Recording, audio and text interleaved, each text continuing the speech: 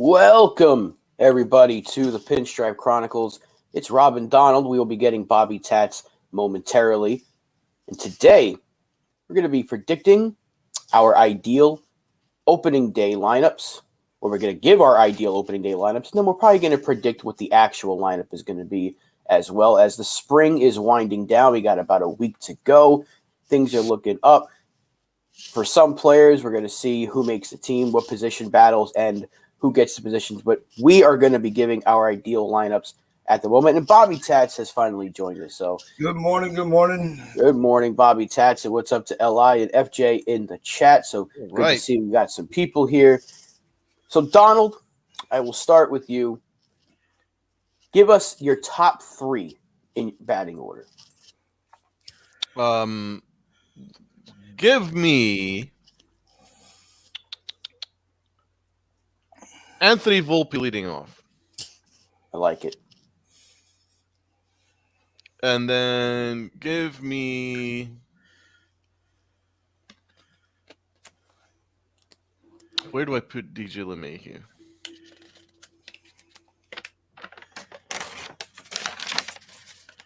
Give me Judge 2, Rizzo 3. I like that a lot. I was pretty much on the same wavelength. I was thinking I want to do my own, but I know what the Yankees what they wouldn't do. So ideally I'd have Volpe, LeMahieu, Judge, but then I'm thinking that's lumping up too many righties. Mm-hmm. But we only have two lefties in the lineup anyway. So would they have Rizzo back cleanup? Would they have Judge back cleanup? So I do want Volpe at the top of the order though. And I think LeMahieu would be just fine as a 5-hitter or something like that. Okay. So I would have the exact same top three of Volpe, Judge, and Rizzo because I want Volpe's speed at the top of the order. Yeah, I like it too. I'm still not sure if they're even going to have Volpe on the opening day. So going by what I think the Yankees would do, my top three that I have for my lineup would be DJ, Judge, and Cabrera. Would be my three.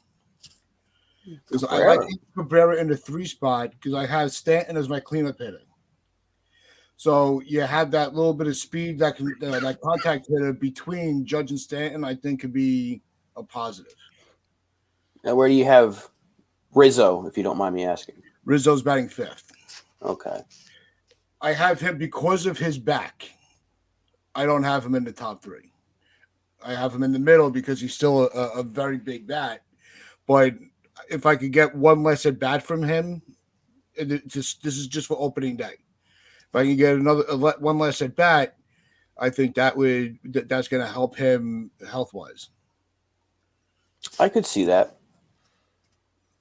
I just don't know if they put Cabrera in the top 3. Not yet, at least. I would like to see it though because you put his switch hitting bat in between those two, and then you get the next lefty almost immediately after that. And Cabrera is my left fielder. No, I think it goes without saying. I would hope so. I would hope he's the left fielder and not the other option. Or IKF. No, that's not going to happen. And DJ's my third baseman.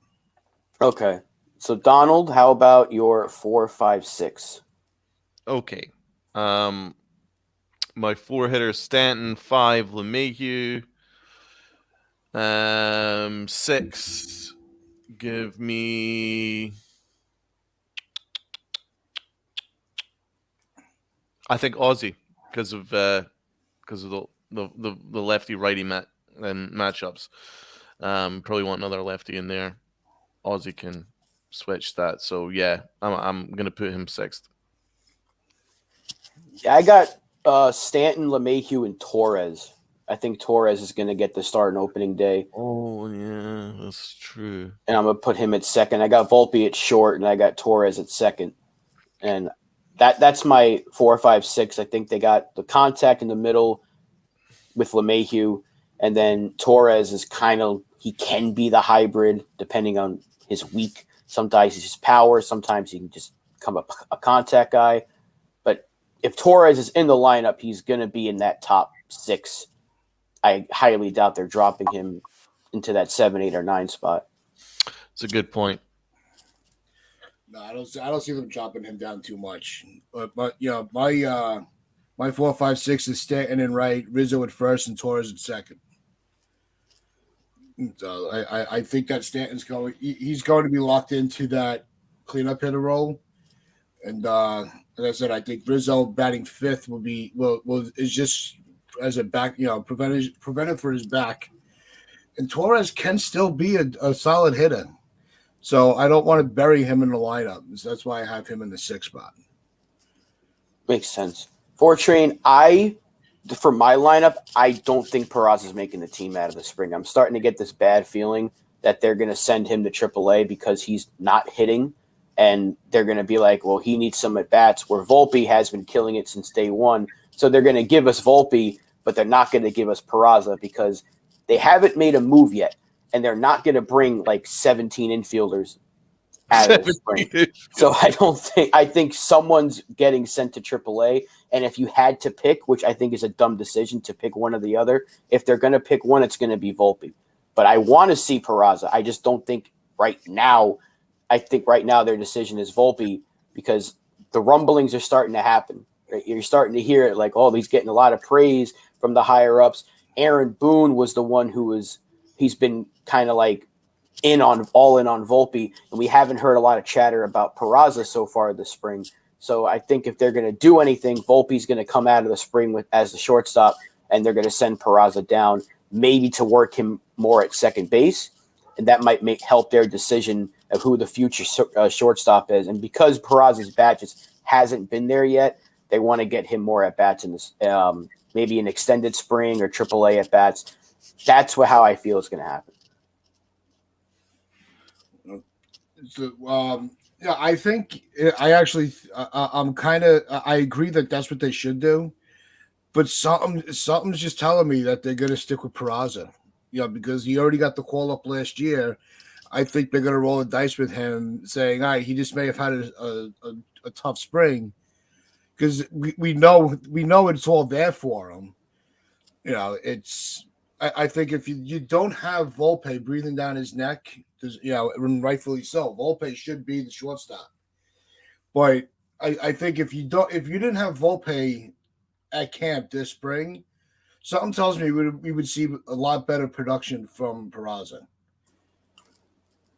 I mean, he did get hurt. I know it wasn't a very long injury, but it may be nagging a little bit, and that might do something to keep him back. And I don't think they should send him down. If it was up to me, he's on the team, and they got to do something with IKF or Torres or Donaldson. One of those three has to get sent out somewhere or just off the team in general. But the way it's been going, I'm getting the feeling that Peraza's not making the team and Volpe is. I hope I'm wrong, and I hope they're both there, but this is the Yankees we're talking about. How does Donald always say? They do things half pregnant. So instead of getting both of them up at the same time, they're going to just pick one and they're going to send the other down. So what about the how are you closing out your lineup on the 7, 8, 9? Well, Donald, why don't you round us off there? Well, I think, you know what? Let's swap me Torres and Ozzy. I think Torres will still be in the team. I think let's put him 6th. Ozzy 7th. 8th, give me Trevino. 9th, give me Peraza. Damn it. So the way I'm going to do it is I'm going to have the way it's going to be is I'm going to have Stanton in right, Judge in center, Ozzy in left. Third base, give me LeMahieu. Shortstop, give me Peraza. Shortstop, give me Volpe. Second base, give me Peraza. First base, give me Rizzo. Catcher, give me Trevino. I think that's my team. And Torres. Torres is DH. Okay. I could swap it around and maybe have Peraza play short because I think he's a better shortstop than Volpe. But I think the organization wants to go all in on Volpe at short. So I think that's why you'll maybe see Peraza there at second, but that's kind of how I would do it. Yeah, I think that their decision is made at this point. I think Volpe is the shortstop. Peraza's probably going to get moved to second or maybe even third, which is why they are going to use the whole "we're sending him down to get him work at other positions" excuse. Not the best excuse, but they're not getting rid of Torres, and you can only play him at second. And you still have LeMahieu that can play third. You have Donaldson, you have Cabrera that can play third, and you have IKF. So it's how the roster is constructed. We don't like it, but it is what it is. It doesn't make a whole lot of sense, Yeah. but yeah. My 7, 8, 9, I got Ozzie in left, Trevino at catcher, and Calhoun the DH. So I got Calhoun making the team out of the spring, and I put him batting ninth because I don't want to have another lefty right after the other one because Cabrera is going to be most likely batting from the left side. Yeah. So that gives me 3 lefties, and you got Calhoun's power at the bottom of the order that leads to Volpe's contact at the top. I think it's kind of, I like how a lot of us have pretty much the same lineup, just maybe not in the same order. But my 7, 8, 9 is Peraza at short, Donaldson is the DH, and Trevino is the catcher. So that's how I had mine rounded out. Mm-hmm. I want Donaldson. I want him buried, so I figured I would just bury him in the lineup and just have him in the 8th spot. You got to see his ugly face at some point, right? Yeah, it's just rip the Band-Aid off. He's going to get an opening day nod. I would just put him further down the lineup, which I know they're not going to do. That's a good point. I could see him. I there's no circumstance where he won't be starting. Yeah. But obviously, in my imagination, I would love to have Volpe and Peraza make the team. And Torres, I view as a better player than Donaldson, so it's difficult. But Donaldson's, he's starting to come around. He hit a couple of home runs the other day, so maybe you might see a better Donaldson this year, slightly. We talked about it the other day. It's like if he can just be, if he's a low average but gives you a bunch of home runs this year, deal with it for one more season, then you buy him out. You don't do certain things that I know the chat's going off. They're arguing once again with the usual suspect, but he did put his ideal lineup out there. So let's see what Li had to say there. Volpe at third, Cabrera in left, Judge in right, Stanton at DH, Rizzo at first, Torres at second, catcher's Trevino, center fielder is Florial, and the shortstop is Peraza. So it's actually not out of. I like it. I just don't think the center fielder is going to be there. But everything else I can get on board with. I just like the fact that none of us had, Hicks anywhere near it. It's like, how can we bury this guy? Because I think at this one, his defense sucks. I'd rather Cabrera's defense in left field than Hicks. And you do have him as a pinch runner, but do we even trust him on the bases? I think there's no window for him. I just don't want to see him after everything that he's done with last season, the fly balls, pop-ups he gives up on. Just keep him as far away from this field as possible.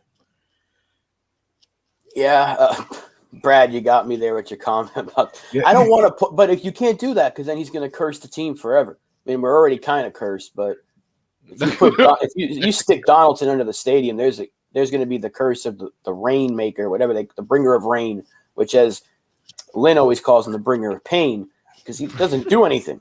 He doesn't do anything well. But if you had to pick one or the other, let's just go crazy here. Who would be your out of those two, right? Donaldson, Hicks. Who would you rather be your everyday starter at their position? Oh, Donaldson. Yeah, 100 times out of 100, because at least Donaldson can play really good third base. Yeah, and it's bad that we're that quick to answer that question. That's how bad Aaron Hicks has been. I know. I can't. You're that quick to pick Josh Donaldson to start. That's how bad Aaron Hicks is. That tells you everything you need to know, because Hicks has been here for years. Donaldson just got here. He hasn't even finished his first cup of coffee yet. We're picking him over Hicks. Thing is, though, like with Donaldson, right? We talked about it the other day. Is I don't like that Boone said people are crazy for thinking he can't have a bounce back year because he was so bad last year. We're doubting. It's like, how can you say he's going to be that much better? But he should be better, right? He was still a not solid. He was an okay run producer at times last year. We just need to see the power come back. Give me 20 to 25, and I'll deal with it. And then next year he's bought out, and you don't have to see him again. You know, with Aaron Hicks, it's like we know he's going to be here for another 3 years, and he's literally just a walk. That's it. That's all he does. He's not a contact hitter. He's not a speed guy. He doesn't hit for power anymore. He just draws walks. That's not even a fourth outfielder. You know, if he was like 2018 Aaron Hicks and for $10 million, I'm screaming like that's the greatest contract ever. But he's not that guy anymore because he's either hurt or he's just drawing a walk or he's making an excuse how much he hates the manager's decision or I don't feel good today. That hurt my feelings. It's like, how can we still employ this guy? You know, that's our issue. And all three of us and most people in the chat would agree, don't want to see him anywhere near this team, but here he is. And I really hope I don't see him on opening day. But something's got to You make can envisage a trade of one of our 6,000 infielders before opening day. Tat, you want to take that one first? Who do I think they would trade? I think IKF is really going to be. They're either going to trade him or they might just cut him. But I think that IKF, the reason, you know, the fact that they're trying him in so many different areas, they really don't know what to do with him. And if you're struggling that hard to find a spot for him, then you don't have a spot for him.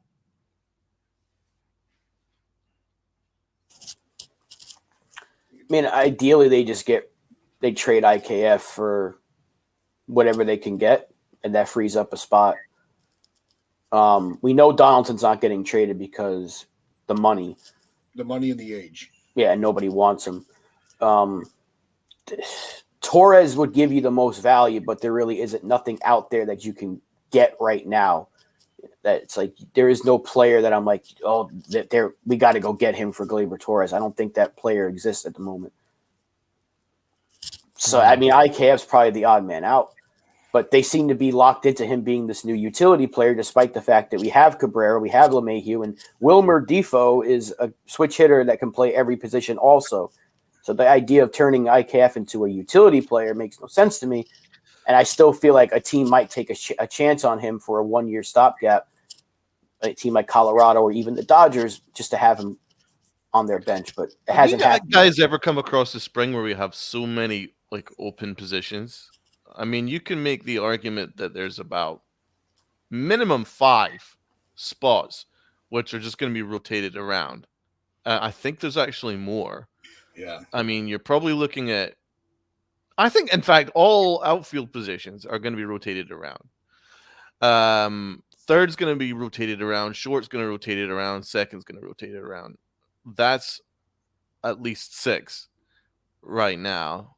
Have you guys ever come across a situation where the Yankees, this is something that Talking Yanks brought up, it's like the Yankees kind of are making everyone into utility guys, and they all just going to be like moving around. Have you ever come across that before?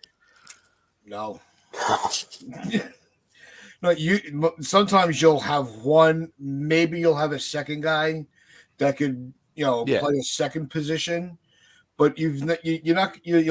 I think it's just. Well, I think it's a bad idea to just have 9 position players that could all play each other's position. It doesn't work. Right? It's if Cole's not pitching, have him manage. It's. Because last year Cole was acting as a better manager than Boone at times. I think Judge is our manager. I absolutely guarantee that. I think he's the one that's doing the management right now, Aaron Judge. But no, I think he's the one that's been like, listen, you gotta make sure you get Volpe up, man. I ain't messing around here. But no, you're right. You know, it's not good. It just doesn't work. You know, you can't prepare. You know, to be able to be a utility player, you have to be a special player, which is why LeMahieu has so much value because you can plug him everywhere. You need somebody, you know, and you'll have Cabrera, you know, learning from DJ. And Cabrera could also be your backup shortstop, you know. Yep. So that gives him an option to play a position that DJ just really can't. And you could also put Peraza in the outfield, which is where you don't want to see LeMahieu. So the two of them, you know, blended together can give these guys a lot of rest days and stay healthy. You know, and we all know that, you know, with the unfortunate, you know, history of our injury problems, it's going to, you know, everything's going to work itself out. You know, in the first month, everybody's going to find their home. But you have to find, all right, this is where he gives us our best production. Play him, insert name, in that position and just let him play there. If he needs an off day, you have DJ or Cabrera to put in that spot. I mean, yeah, in terms of like the shuffling around of all players, the Bader injury is the reason why the outfield has to shuffle around. And also the Yankees' fear of Giancarlo Stanton in left field is causing so many problems. It's a stupid fear that they have. I still don't get it to this day why they are afraid of him playing left field in Yankee Stadium. Like, he's just as likely to get hurt if he played right than he would if he played left. And he's better when he's in the field. Like, his injury history with us has not been because of him playing the outfield. And I don't know why they feel like if we put him out there every, you know, he's just going to fall apart. Yeah. Yeah. He said it himself. He's better when he plays there. How many times have we brought it up on the show already? Yeah. It's just the Yankees are a team that relies so heavily on stats and numbers. And there's a stat every year that shows up of Stanton in the outfield versus him as a DH. And guess what? He's better when he plays the outfield, and they refuse to play him out there. And I know Boone said ideally he plays 60 games in the outfield this year. It should be more.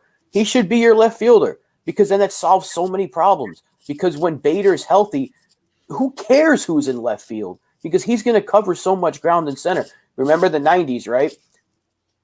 All those years we won the championship. What was the position that got changed around the most of those 90s teams? Left field. Left field, thank you. Because who was in center field? Bernie Williams. We didn't have to worry about left field that much. You had Paul O'Neill in right, you had Bernie Williams in center, and left field they rotated around. They had Shane Spencer, they had Ricky Leday, they had that crazy Christian dude who everybody hated in the locker room. Chad Curtis. Yes, that's the one. Yeah, they had so many different left fielders during those years, but you knew that center field and right field were locked down. So guess what? Bader and Judge are about as good of defensive players that we've had in a very long time in those positions. And Stanton's a perfectly fine outfielder. This idea that he's like just David Ortiz playing the field is ridiculous to me. You could put him in left field. Now, if you want to, when with Bader hurt, if you want Stanton in right field, by all means, go ahead and do it. Judge can man center. But when Bader's back, there's no reason to tell me Stanton can't play left field in Yankee Stadium. It's a stupid thing, and it handicaps us so much because now you can move Cabrera around more. So if you want to put him at third on a certain day to get his bat in the lineup, you can do it. But they're afraid of Stanton in left field in the Bronx at least. But every other stadium, it's fine. Put him in left. The Yankee Stadium, no, keep him out of there. It doesn't. Well, make sense. I mean, you can understand though because left field is huge. Yeah. And you probably want a good defensive left fielder at Yankee Stadium. Right field, I would argue at Yankee Stadium, I think Stanton is very suitable in right field. It's a short porch. There's not much to running around that he needs to do. Plus, if you have Aaron Judge in center field, he will take all the balls that's going in right center. So there's not going to be much range asked of Stanton. Stan's still got he's still got a plus arm. So I think that would be like in the meantime until we get Bader back. I think Stanton and right, Judge in center because Judge can play center fantastically, in my opinion. And he'll cover a lot of ground over and right as well. So there's not going to be much asked of Stanton. In left field, there's a bit more ground to cover. And so, yeah, that's probably why I would do that at Yankee Stadium. But on the road, yeah, I think Stanton would be fine in left field. Because normally left field is probably the easier position to play normally. And FJ here brings up that because I guess they stopped arguing for a second with LI. Chad Curtis played 151 games in left field. Yeah, but in the postseason they switched to Ricky Leday. But my point is, we didn't care who was in left field.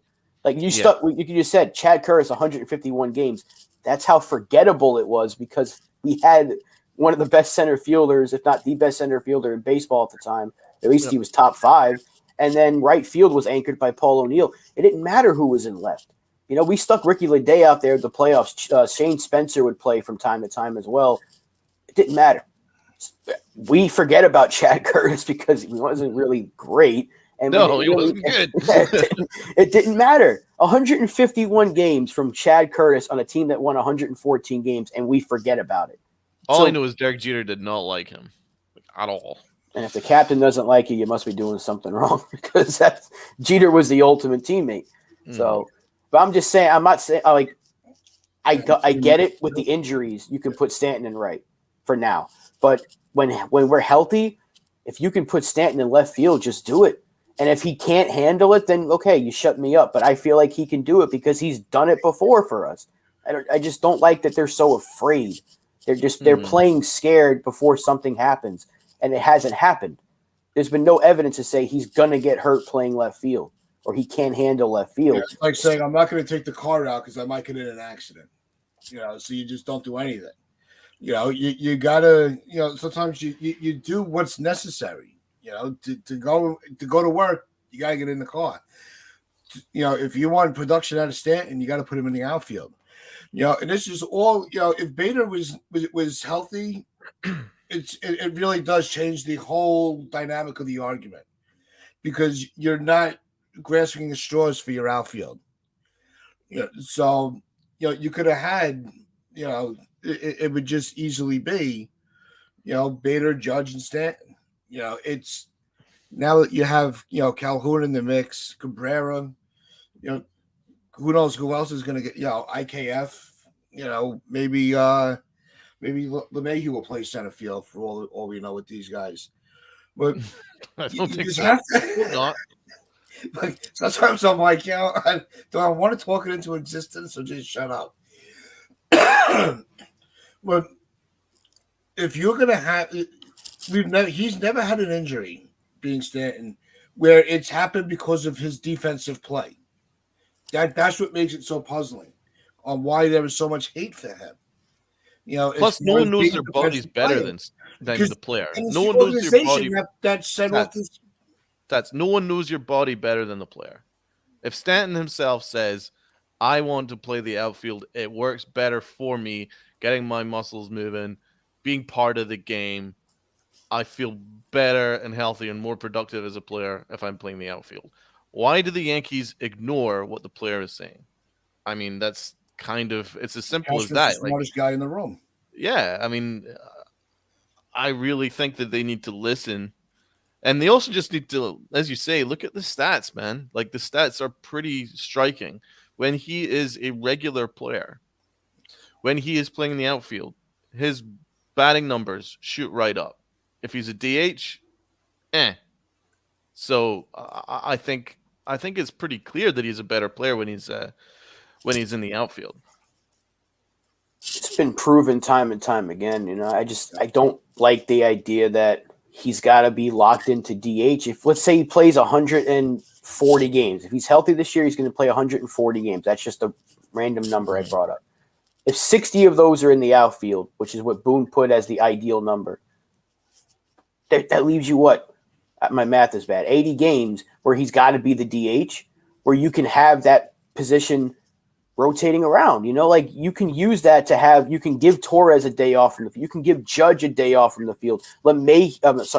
Rizzo, you can have him get off the field for a day because the back might flare up and you can have LeMahieu play first. They can use that DH position as that rotating piece, but they're using the field as a rotating piece instead of the DH. A lot of that can be eliminated if they just stop being afraid of a phantom Stanton injury that hasn't happened yet. And knock on wood, it doesn't happen at all, but there's been no evidence to say it's going to happen to him.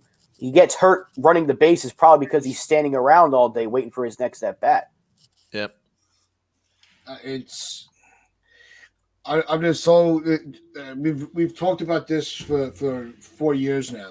You know, Stanton not getting to play in the outfield is what gets him hurt. You know, you're actually causing the injuries by being afraid of him being injured. You know, that's right. That's where we've come to with this organization. You know, and the problem is not with the player; it's with the process. You know, it starts with the GM. You know, why isn't Hal saying, "Look, I'm paying this guy. You know, we traded for him as an outfielder. Can you put him in the freaking outfield for a change? Maybe what could happen? He might actually play well and prove everybody wrong, because Cashman won't want to have to admit that he made a mistake. So he's going to continue to push for Stanton to be injury prone and can only be in at bat. So, and there you go. Actually, Brian Cashman may be starting to grow up a little bit. He actually took ownership of that Montas trade. Apparently, he said we didn't acquire a healthy pitcher. It was on me. He took blame. He took accountability for the first time in his life. I think he took accountability for something. So we asked for that. So I'm going to back off from Cashman for a second, just for a couple of minutes, maybe. I don't know, because he did take accountability for what ended up being a really bad trade in the grand scheme of things, because he was hurt at the time and he's still hurt and he's probably not going to pitch for us this year. So he took ownership. He said, that was my bad. At least it's something. It's better than him saying, no, he was healthy. There was nothing wrong. He said it. We acquired an unhealthy pitcher. That was my bad. Or that was his bro. fault. He actually tried the previous excuse a couple of days prior, but then knew like his ass was against the wall at this point. He just had to fess up. He had nowhere else to turn, but it's a start. It's a start. It's the first accountability I've seen from Cashman in a number of years, so that's good. But what I will say about the organization is I quite like the fact that it seems like everyone's involved in the big decisions right now. Like, it's not just Brian Cashman going, I want my way. Like, at least he is willing to listen to big voices around the organization, you know, and from what I understand, Aaron Boone is absolutely saying Volpe needs to be coming out after spring. And I believe Aaron Judge is exactly that too. And I think major front office guys, I mean, it just wouldn't make any sense if he doesn't get to be the starting either shortstop or second baseman coming out of spring. You're right. The fact that Boone is like advocating for Volpe, I can't help but go back to what I was saying at the start of the offseason. Like, I feel like Boone is two different managers, or was two different managers last year, because again, the numbers were speaking for themselves. We were winning so many games and we were doing so many things differently, and we were not critical of Aaron Boone for 4 months of an MLB season. We had April, May, June, July, where we're like, this is a different manager this year. And then August came around, you're like, he's back. And I can't help but think that Brian Cashman was like, do this, do this, do this. And this is why we get so mad at Cashman. And I just feel like if they just let Boone manage, we can see better results. I'm not sure if it'll happen in the postseason, because as Donald's pointed out numerous times, and it's the truth, it was a terribly managed postseason by Aaron Boone. So I want to see that first half of last year, Aaron Boone, for a whole season. And maybe, just maybe, we have better results in the postseason.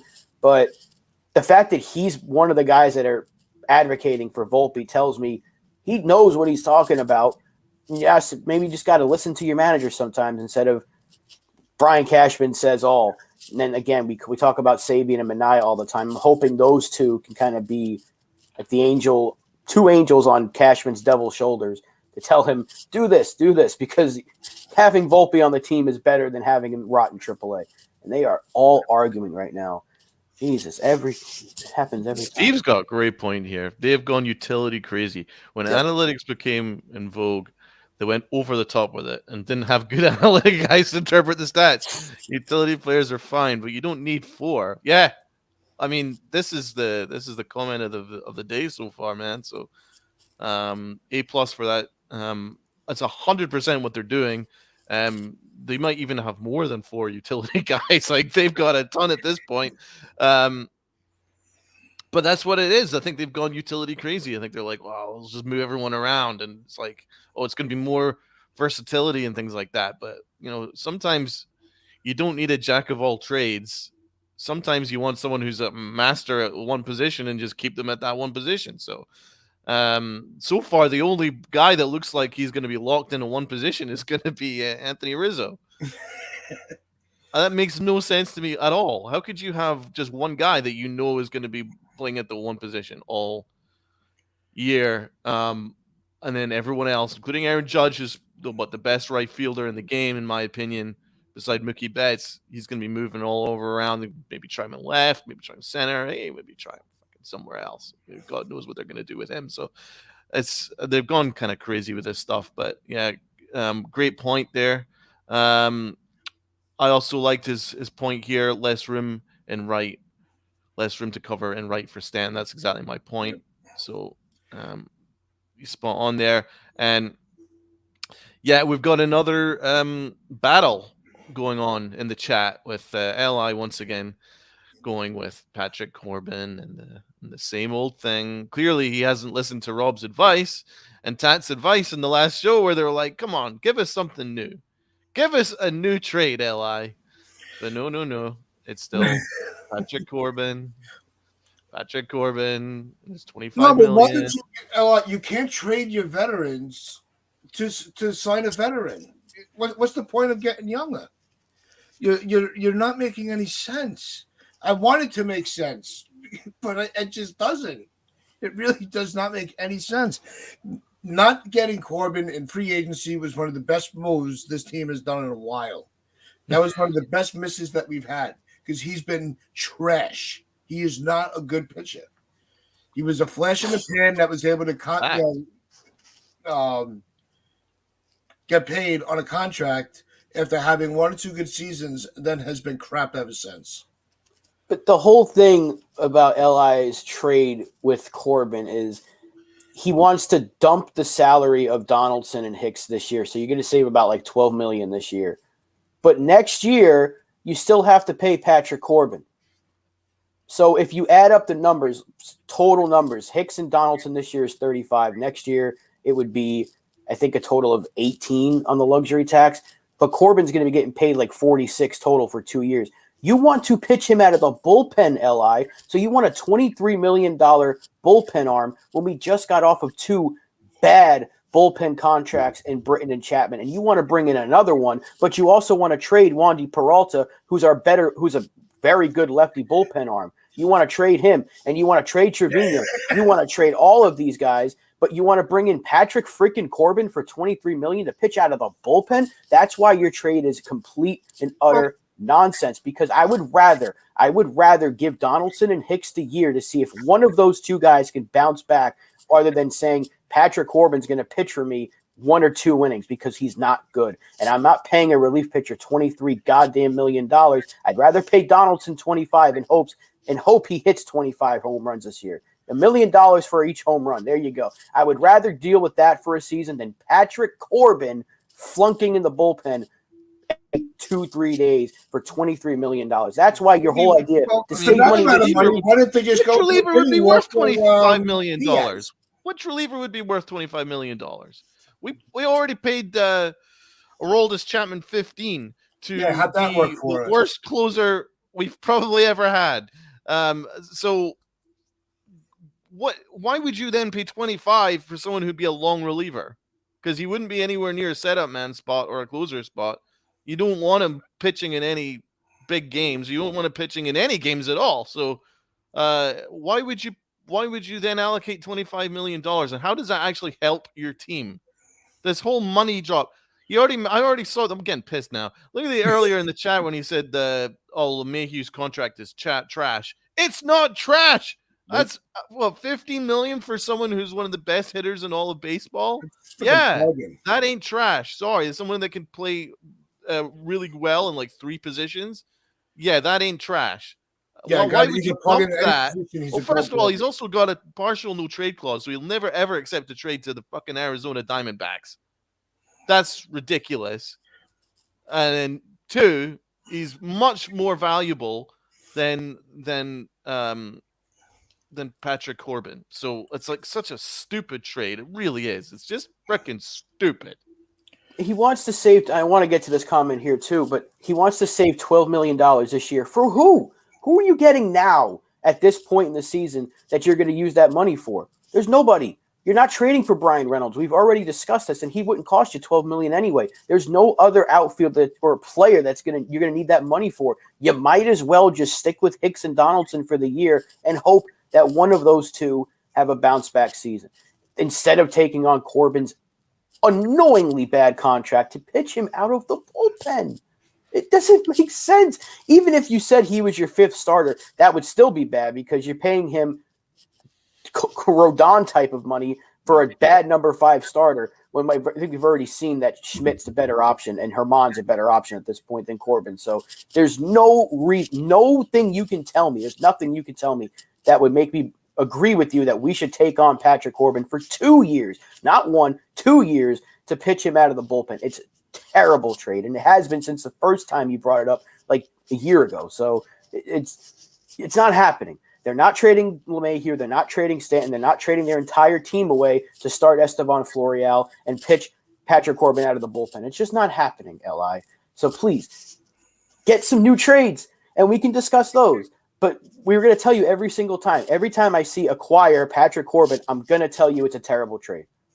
I'll come on and debate this. Well, first of all, it's a really good point here. What's up, fellas? It's been a while. Had to get on to ask you guys this. If Angels were willing to trade you Ohtani in a deal focusing on Volpe, would you do it?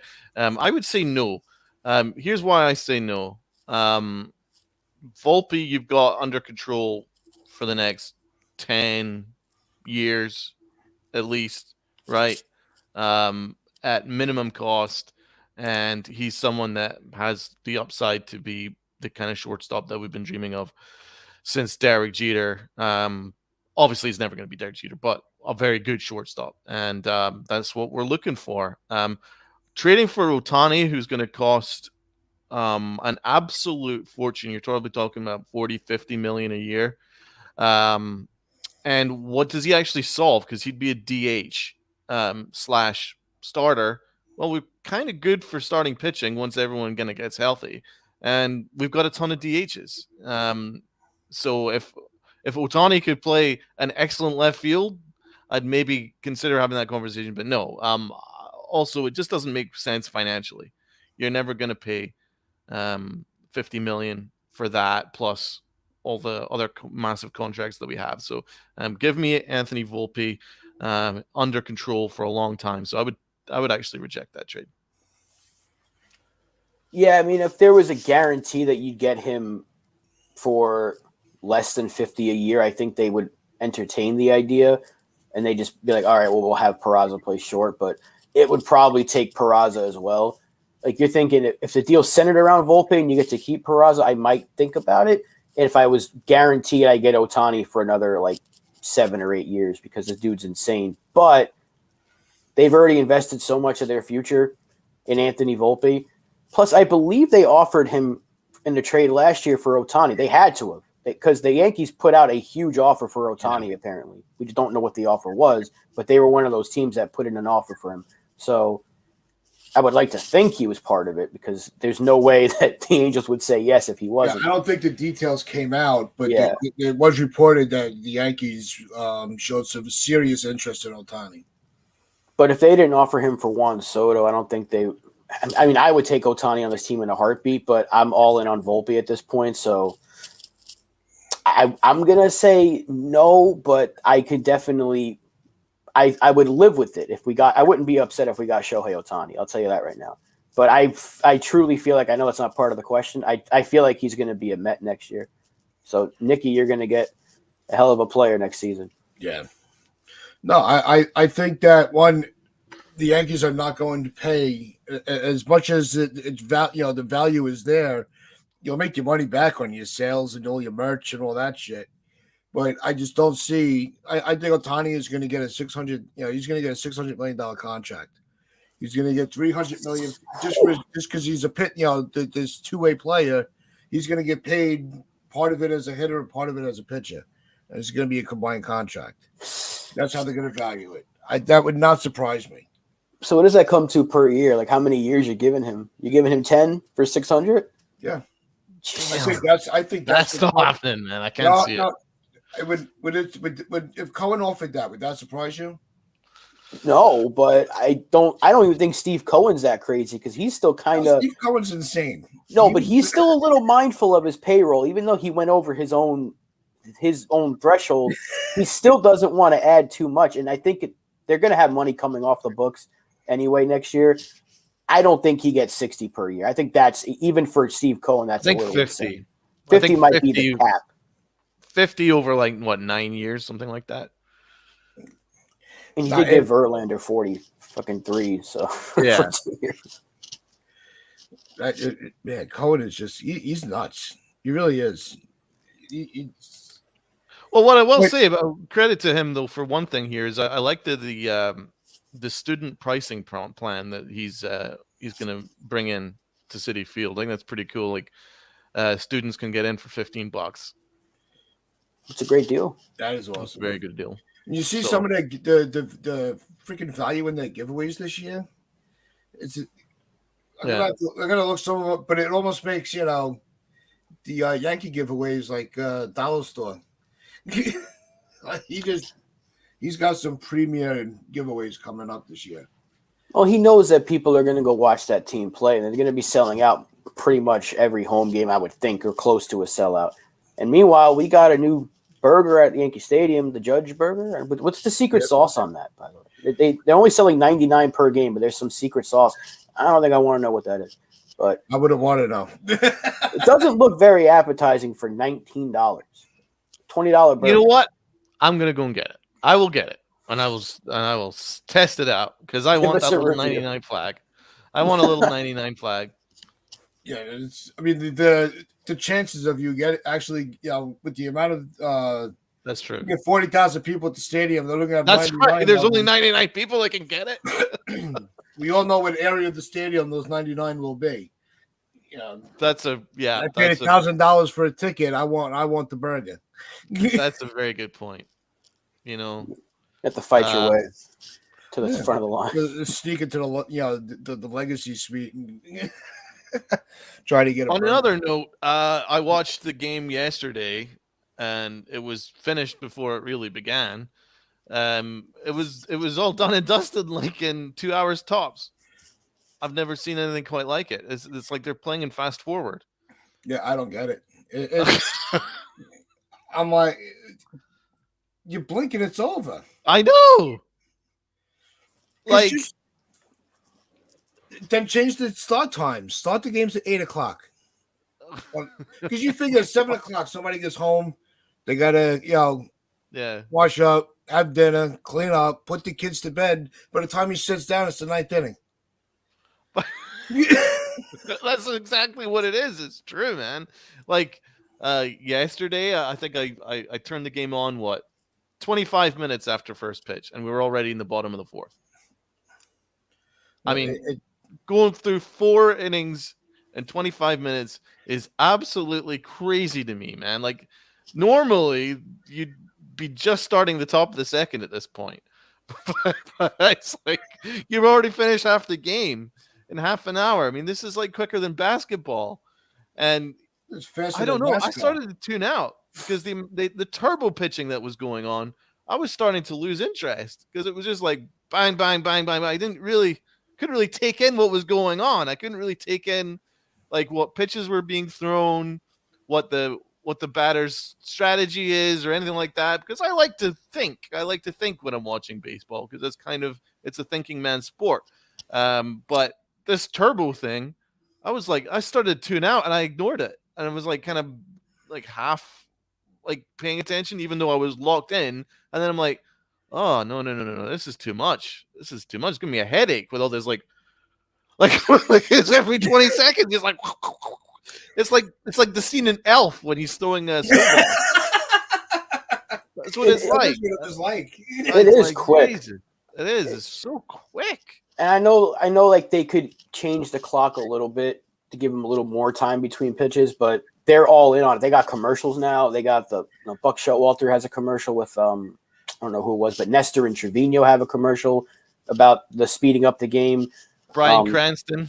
Yeah, they're going all in with it. Let's see, Brad, would Hal sign Ohtani? No, I don't think he would. No. FJ, the Dodgers have been saving for Ohtani. Well, yeah, I think it's going to be one of the two. I don't think he's going back to the Angels. No, you couldn't. And the players had a bust. Yeah, they had a bust. They got to get home. It's a doctor's appointment in an hour. The crazy thing is, you could put it and say just, well, it's spring, but how is that going to be much different when you get into the regular season? It's not like they're going to be. You're still going to be throwing a pitch every 20 seconds. So, the way the Yankees like to either swing or strike out, innings are going to fly by. And that's what I noticed, like in the entire second half of that game yesterday. Like they didn't put anything together. They were striking out or flying out basically every pitch. So innings would be done. Yankee half of the innings were done within a minute and a half. 90 seconds, they were done. It's all Joe West's fault. And that's conservative. Like it's crazy. But wasn't Joe West the one? I'm sorry, Tats. Go ahead. I'm sorry, Tats. No, you're saying Joe West. I think he's the reason for all this because he complained about Yankee Red Sox games for so long. And and now they're like, oh, maybe the old umpires got a reason we should change the game. Because there wasn't that many fans like, yeah, I want the game to be sped up a little bit. No sporting event should be a 4-hour, 9. You shouldn't be sitting there for 4 hours to watch a baseball game. If it was a World Series game, I wouldn't really care because it's the spectacle. Like the football game, if that's 4 hours, I want to watch football, but maybe not even for 4 hours. You could speed it up a little bit, but like this idea of you're seeing it, like you said, the rapid fire pitching. It's like when you play MLB The Show, which came out today, by the way. So LI, go do your trades in that. When you put the game on fast mode and it's just pitch, and the game ends in like an hour. No, by 30 minutes. That's what it feels like. So I've said it before, I could just add a little bit more time and maybe just ease off on the whole you get a penalty because now the player's got an extra ball or he's going to get a phantom walk or a phantom strikeout. Yeah. Eliminate that stuff because baseball it's a slow sport. It's supposed to be a slow sport. It shouldn't be as slow as it once was, but it shouldn't be as fast as it's becoming, if that makes sense. Like, I like the bigger base thing, actually, because I want to see more stolen bases. And I like the idea of the pitch clock because it shouldn't take you a minute to throw a pitch, but it shouldn't also happen every, 5 seconds. Exactly. I don't want that rapid fire stuff. I mean, you're watching it 30, 40 seconds, something like that, and it would still quicken the game. Like, you can still shave. I have no problem. I agree with quickening the pace of the game, but not to the point where it looks like I'm fast forwarding the boring bits. I get it, but you need to have a little bit of strategy and stuff. There's no strategy to just firing freaking pitches at turbo speed. No, the problem is everybody wanted to change the pace of play. The game needed fixing. The game needed to be saved. Look at the World Baseball Classic. There was no pitch clock. That final was over 3 hours. Nobody even freaking blinked. Nope. So don't tell me that 3 hours is too long for a game. Maybe it's not the pace of play that needs adjusting. Maybe the players need to do better. Maybe the players need to be told, you don't need a clock, but if you're walking around for a minute, if you're taking liberties, then we'll start maybe penalizing you. But otherwise, let's keep it efficient. But let's not take away what the game's all around. I mean, it was crazy to me that we were in the bottom of the 7th, and we've only been playing like an hour 20 minutes. I mean, that's just come on. That's not. I mean, that's quicker than basketball, for crying out loud. Maybe 20. What's the number at now between pitches? Is it 20? 20 seconds. It's 20 seconds. No, it's 25 if there's nobody on base, and 20 if there is. I think you have to start your delivery at like 15 seconds. Like the batter needs to be there every 8 seconds. But then 8 seconds, yeah. Yeah, see, I just have one universal number. It's like, yeah. Well, I get like the batter needs to be ready, because if he's taking his sweet ass time, yeah, you got to be like, okay, get in the box, or else you're going to get the penalty. But remember, there used to be a penalty for a quick pitch. Yeah, now they're going to be. Well, they had to change it because remember, Wandy Peralta struck out a guy in like 0.3 seconds. So that's so they had to change the rule. He struck him out so fast, and that clip went around so fast on social media that MLB was like, "Okay, we got to change this," because that's how fast Wandy Peralta struck this guy out. So, yeah, and Nicky brings up pitch timer in the first 6 innings. Maybe I would get rid of it after the 7th, like the last 2 innings. You kind of 7th inning stretch. Yeah, I mean, you want to, you want a little bit more excitement, and I think there's a little bit of excitement with the anticipation of what's going to happen in the next pitch. You get your team standing at the top of the dugout, and they're involved and things like that. Is that going to happen when you're firing pitches every 8 seconds? No. I also want to know, because throwing a baseball like that, especially at that velocity, is so unnatural. Yeah, exactly. That's another issue. By the time that you're starting pitches, by the time they get to the 5th, 6th inning, they're going to be exhausted. So the velocity is. I'm waiting to see the velocities drop, and they get smacked around.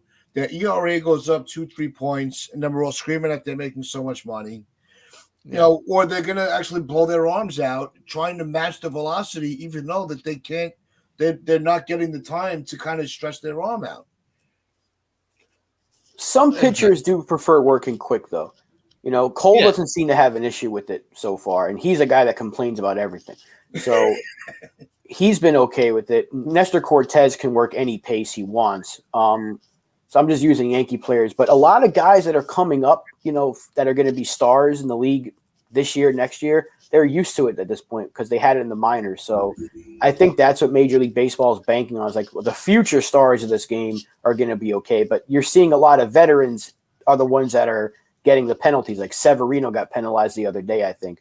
Manny Machado was the first one to get one this spring. So it's still going to happen during the season. And I said it when we first talked about this. I don't want to see it happen in a big game like in August or something where, like, imagine if the game ends on a technicality. You don't want to see that.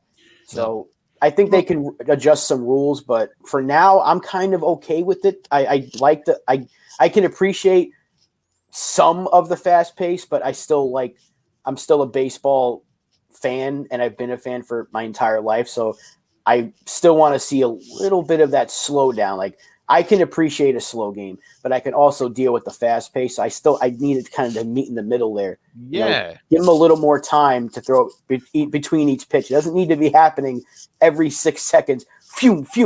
I don't want to see that. I'm not here to watch a documentary on World War II. I'm here to watch baseball. I think they are going to adjust it. I don't think they'll do it in season. What I can see them doing is announcing by the All-Star break that they will not have a pitch clock in the postseason. Just like when they get rid of the I don't think, do they do the extra runner bases? Not in the playoffs. It's Not back in the to in the regular season. It's going to be there, which is ridiculous. But in the playoffs, it's not. Yeah, I didn't know because I didn't know if they were putting it in permanently for the postseason after the players voted for it, which is I hate Tony Clark. I really do. He is so bad for baseball. But no, I would eliminate the pitch clock for the postseason. Because now you're dealing with the high competition. You're going to want to make sure that everybody is at their most competitive. You don't want to rush through the World Series, or the postseason end the World Series. That would be. I think that's something you could very really see happening. I actually really like that idea because Yeah. we all know that baseball's regular season is way too long in general. So if you want to speed up the regular season, by all means, keep the pitch clock where it is, right? Then go ahead and do it. Speed up the games. The regular season, it's still going to take a while, but at least the games won't feel like they're dragging on. Yeah. But for the playoffs, leave it the way it was. Keep the bigger bases, keep the shift rules, but get rid of the pitch clock in the postseason. But then you might create an issue because now players are so used to like, I got to be quick. And all of a sudden there's no pen. It might change the way a player thinks, and it could cause problems there as well. So I would like that to get rid of it altogether in the postseason, but I just don't think they can. Because if you go through an entire regular season of being used to, I got to throw a pitch in 20 seconds, and all of a sudden you don't have to worry about that. If you slow down your pace in October, you're going to get rocked. So if you're used to pitching fast and you're pitching well, and all of a sudden you're slowing it down, like a pitcher like Max Scherzer, he's going to work fast anyway. He's already getting used to it. So I don't know. It's such a weird. It's going to be a conversation the entire season. Oh yeah, it's gonna with the way how the Yankees approach. These half innings are gonna go by quick, so like don't go to the bathroom until it's until it's an end of an inning.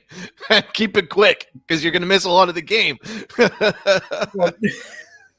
You put it on your phone if you're in the bathroom because you might miss something. Exactly. The mobile device is going to come in very handy this year. But like we're not on our phones enough. But we're going to sign off here. Just remember to share. I just want to say one thing. And a big shout out to my man Tats here and his lovely wife for this. Hey, you got it. Hey, awesome. I got it all right. Look at that. It is awesome. It's a little dark because the sun comes and goes here, but there you go. Pinstripe Chronicles, and we got the upper deck on the other side. Very nice. Oh, good. Got the Let There Be Light. Well, give me one moment. Give me one moment, and I'll show off the tumbler. Give me just one second. Yeah, I'll shout out their show on Sunday with the upper deck. Make sure you tune in because they will be doing a special for the end of the closing of Women's History Month, where they will be highlighting some of our favorite female Yankee fans from Twitter. And they have something really special planned to commemorate all the women that support the sport. And so make sure you tune in on Sunday at 11 o'clock to the upper deck. And so they're going to be having a lot of fun with that. And Rob, you are back. Here it is. Got the logos right there. It's got the baseball on the other side. Shit, that's very Little cool. Pop-out straw as well. And Bobby Tachi review of this thing was incredible because it keeps your drinks hot or cold for an incredibly long amount of time. Now, if you guys want either this or if you want the mug that Donald just showed off, hop into Bobby Tatz's DMs because from now until the very first pitch is thrown, Bobby Tats will pay for the shipping. That's a pretty good offer. Yep. So hop into his DMs. Slide into those DMs. This is a massive coffee cup. This is going to keep you going all day. Yeah, the coffee cups are $20. The tumblers that Rob had are $30. And it's a very worthwhile tumbler. Yes. I mean, it's just awesome. So big shout out, Tats, and your lovely wife for that. I think it's very, very cool. So you guys should get in on that. There's the business card. TC Steels. Yep. We'll also put the information for her Instagram account, where she has a lot of designs for sale, and we'll give her a little promo there because she does phenomenal work. It's all handmade, nothing's factory bought, and amazing. It's the quality is guaranteed. If you get your mug or your cup and there's an issue with it, she will not hesitate. She will replace it and not at your cost. So she stands by her product. And so make sure you check out some of her stuff, whether you're into sports, Marvel, comics. You want a picture of your cat on a cup, she'll do that too. And so, good product. Yeah, it's double steel. And so we can keep everything hot or cold for 8 hours, sometimes more. And so, but just remember also with us, like, share, comment, and subscribe. tell all your friends. We will be back on Wednesday at 10 a.m., where we will be going over what we think the standings are going to look like and our AL East predictions. And then on Thursday, on opening day, we will be having a very long show where, Nick, give me a call. Yeah, Nick, give him a call. You asking that? But we will be starting our show at 9:30, and we will keep going for as long as anybody wants to keep talking about the opening day. Whether she's pretty good, but that's even a stretch. But yeah, it's possible. Maybe if he had one of these to drink something out of, right. he might be a better baseball player. I don't know.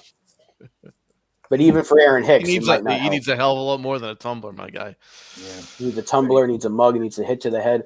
He needs a lot of things to get him going. We'll send him a picture of Chronicles headband, blindfold. He might be better with the blindfold. We're kind of going off the rails here. But that opening day stream, though, I want to say if there's a certain person, because he keeps putting his challenge out there in the comments, he really wants to challenge us on his trades. So maybe before opening day, because I don't know if we want to do that on opening day. It's supposed to be a day of celebration. He wants to put that challenge out there. Wednesday. I sent him the link today. He didn't come on. So. Oh, really? Mr. Wrestler is afraid of the challenge. Ran away from it. He's been challenging us for the last 3 days, and the offer was right there. Yep. So, but anti-tats. I like that. Believe me, she's just as tatted as I am. So that's a very proper name for her. He said he didn't get a link. In your Twitter DMs, then Li. But Wednesday, all right, we'll send you the link, and you can challenge us. So no, I don't think I just don't think he saw the private message. So he's been wanting to come on, so we'll give him. He's already got strike one. So, but just remember, share, strike two for Patrick Corbin LeMahieu trade. So you've only got one strike left. I mean. Strike 3 for trying to trade Stanton. He's out. You already got him out. That's tough. Tune into the Upper Deck with Chris and Lynn on Sunday. We will be back on Wednesday. We will also have a show Thursday, and then that Friday. So 3 days in a row, we will be here to do the preview, opening day rituals and favorite moments. And then Friday, we will break down everything from opening day. So a busy week for all of us at Pinstripe Chronicles next week. Have a wonderful weekend, guys. Yes, enjoy your weekend. And as always, wear your pinstripes, your pride, and play hard.